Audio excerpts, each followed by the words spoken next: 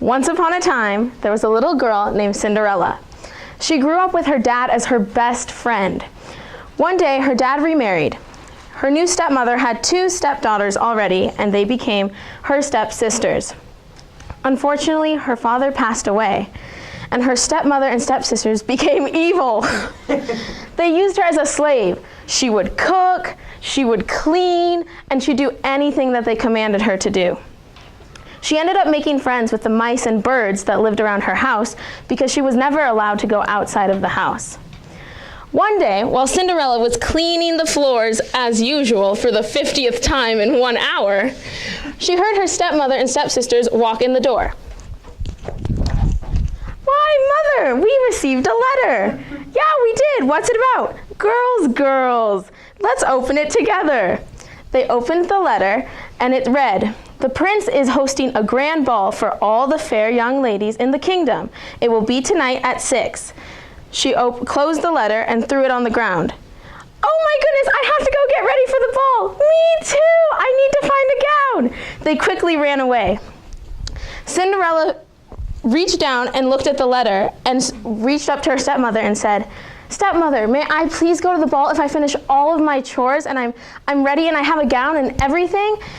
Her stepmother said, "Well, if you finish all your chores, because you have a lot and I doubt you'll have a gown for the ball." "Please, stepmother, I promise I'll be ready at 6 tonight. Thank you so much." "Okay, we'll see." Cinderella slaved away the entire day trying to get ready for the ball. She scrubbed the stairs, she cleaned the windows, she vacuumed all the halls. When it reached 6, she got to her mother and said, "Stepmother, I finished all my chores. May I please go to the ball?" "Where is this gown that you said would be appropriate for the ball?"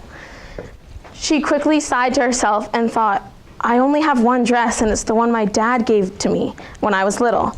She ran up to her room and found it in the closet. She didn't really remember it being this extravagant.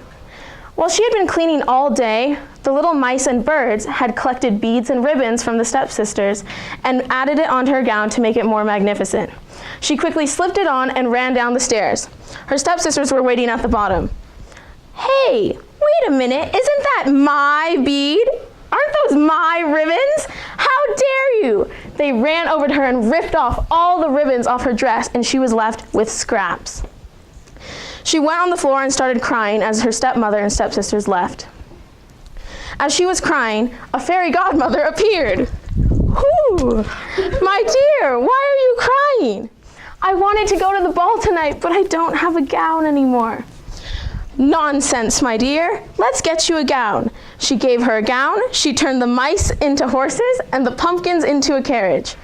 "Be home by 12 or the spell will be broken, but have fun, my dear," and sent Cinderella off on her way. When she got to the ball, she was a little out of place, but the prince caught her eye and he danced with her all night long. They barely had any time together, but they fell in love. She quickly looked at the clock